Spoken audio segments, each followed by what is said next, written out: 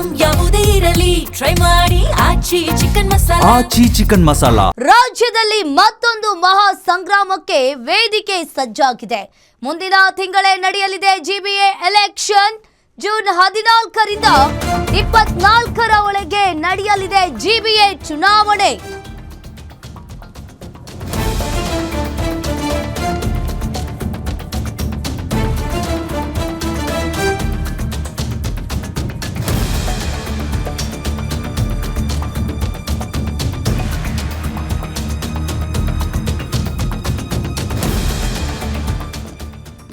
ಮುಂದಿನ ವಾರವೇ ಜಿಬಿಎ ಚುನಾವಣೆಗೆ ಡೇಟ್ ಅನ್ನ ಅನೌನ್ಸ್ ಮಾಡ್ತಾರೆ. ಇವಿಎಂ ಬದಲು ballot ಪೇಪರ್ನಲ್ಲೇ election.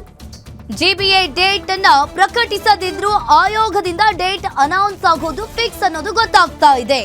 June 30ರೊಳಗೆ GBA election ಪ್ರಕ್ರಿಯೆ ಮುಗಿಸಲೇಬೇಕು.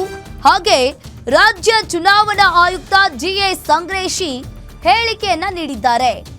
ಇನ್ನು ಒಂದ್ ಕಡೆ ಜಿಬಿಎ ಚುನಾವಣೆಗೆ ಈಗಾಗಲೇ ವೇದಿಕೆ ಕೂಡ ಸಜ್ಜಾಗ್ತಾ ಇದೆ. ಲಾಸ್ಟ್ ಇಯರ್ ಜಿಬಿಎ ಎಲೆಕ್ಷನ್ ಅನ್ನ ಮಾಡಬೇಕು ಅಂತ ಹೇಳಿ ಅನ್ಕೊಂಡಿದ್ರು. ಆದ್ರೆ ಈ ವರ್ಷ ಜೂನ್ 14ರಿಂದ 24ರ ಒಳಗೆ ಜಿಬಿಎ ಎಲೆಕ್ಷನ್ ನಡೆಯಲಿದೆ. ಇನ್ನು ರಾಜ್ಯ ಚುನಾವಣಾ ಆಯುಕ್ತ ಜಿಎ ಸಂಗ್ರೇಶಿ ಹೇಳಿಕೆಯನ್ನ ನೀಡಿರುವಂತದ್ದು. ಜೆಡ್ಪಿ, ಟಿಪಿ, ಜಿಪಿ ನಗರ ಪಾಲಿಕೆಗಳ ಚುನಾವಣೆ ವಿಚಾರಕ್ಕೆ ಈಗಾಗಲೇ ಹೈಕೋರ್ಟ್ನಲ್ಲಿ ಅರ್ಜಿಯನ್ನ ಸಲ್ಲಿಸಲಾಗಿದೆ. ಜೂನ್ 30ರೊಳಗೆ ಜಿಬಿಎ 5 ಕಾರ್ಪೊರೇಷನ್ಗೆ ಚುನಾವಣೆಯನ್ನು ಕಂಪ್ಲೀಟ್ ಮಾಡಬೇಕಾಗಿರುವುದರಿಂದ ಮಾನ್ಯ ಸುಪ್ರೀಂ ಕೋರ್ಟ್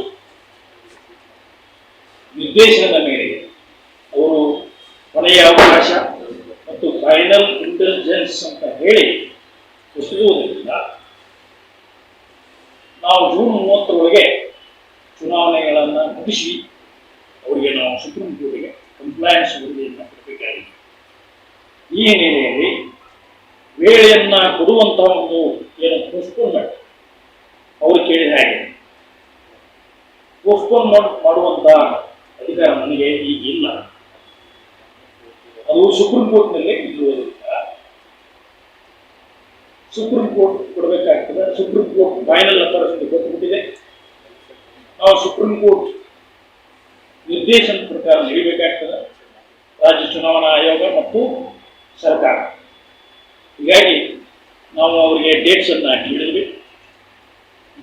ಈ ಬಗ್ಗೆ ಹೆಚ್ಚಿನ ಡೀಟೇಲ್ಸ್ ಅನ್ನ ನೀಡ್ತಾರೆ metro bureau head Ullas live ಸಂಪರ್ಕದಲ್ಲಿ ಜಾಯಿನ್ ಆಗಿದ್ದಾರೆ. ಉಲ್ಲಾಸ್, ಈಗ ಮುಂದಿನ ತಿಂಗಳೇ ಜಿಬಿಎ ಎಲೆಕ್ಷನ್ ನಡೆಯುತ್ತೆ. ಜೂನ್ 14ರಿಂದ 24ರ ಒಳಗೆ ಜಿಬಿಎ ಚುನಾವಣೆ ನಡೆಯಲಿದೆ ಅಂತ ಹೇಳಲಾಗ್ತಾ ಇದೆ. ಏನಿದೆ ಇದ್ರ ಬಗ್ಗೆ ಹೆಚ್ಚಿನ ಡೀಟೇಲ್ಸ್ ಉಲ್ಲಾಸ್?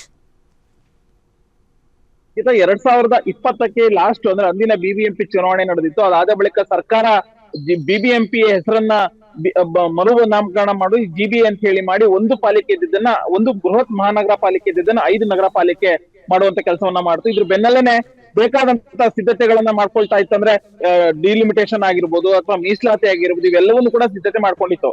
ಇದ್ರ ಬೆನ್ನಲ್ಲೇ ಉದ್ದೇಶಪೂರ್ವಕವಾಗಿನೇ ಸರ್ಕಾರ ಚುನಾವಣೆಯನ್ನ ನಡೆಸಲಿಕ್ಕೆ ವಿಳಂಬ ಮಾಡ್ತಿದೆ ಅನ್ನುವಂತ ಆರೋಪ ಕೇಳಿ ಬಂದಿತ್ತು. ಹೀಗಾಗಿ ಸುಪ್ರೀಂ ಕೋರ್ಟ್ ನಲ್ಲಿ ಕೂಡ ರಾಜ್ಯ ಸರ್ಕಾರ ಅರ್ಜಿಯನ್ನ ಸಲ್ಲಿಕೆ ಮಾಡಿತ್ತು. ಇದ್ರ ಬೆನ್ನಲ್ಲೇ ಈ ಹಿಂದೆ ಅಂದ್ರೆ ಜನವರಿ ತಿಂಗಳಲ್ಲಿ ಸುಪ್ರೀಂ ಕೋರ್ಟ್ ಒಂದು ಡೈರೆಕ್ಷನ್ಸ್ ಅನ್ನ ಕೊಟ್ಟಿತ್ತು ಚುನಾವಣಾ ಆಯೋಗಕ್ಕೆ. ಜೂನ್ 30ರ ಒಳಗಡೆ ನೀವು ಜಿಬಿಎ ಚುನಾವಣೆಯನ್ನ ನಡೆಸಿ ಅನ್ನುವಂತ ಒಂದು ಡೈರೆಕ್ಷನ್ಸ್ ಅನ್ನ ಕೊಟ್ಟಿತ್ತು.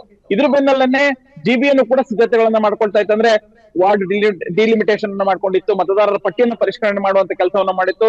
ಇದ್ರ ಬೆನ್ನಲ್ಲೇ ಚುನಾವಣಾ ಆಯೋಗನು ಕೂಡ ಅಧಿಕಾರಿಗಳನ್ನ ನೇಮಕ ಮಾಡಿ ಚುನಾವಣೆಗೆ ಬೇಕಾದ ಸಿದ್ಧತೆಗಳನ್ನ ಮಾಡ್ಕೊಳ್ತಾ ಇತ್ತು. ಇವತ್ತು ಜಿಬಿಎ ಅಧಿಕಾರಿಗಳ ಜೊತೆಗೆ ಜಿಬಿಎ ಸದಸ್ಯರ ಜೊತೆಗೆ ಚುನಾವಣಾ ಆಯೋಗ ಒಂದು ಮಹತ್ವವಾದಂತ ಒಂದು ಸಭೆಯನ್ನ ನಡೆಸ್ತು. ಆ ಒಂದು ಸಭೆಯಲ್ಲಿ ಚುನಾವಣೆ ದಿನಾಂಕವನ್ನ ನಿಗದಿ ಮಾಡುವ ವಿಚಾರಕ್ಕೆ ಸಂಬಂಧಪಟ್ಟಂತೆ ಸಭೆ ನಡೀತು. ಆದ್ರೆ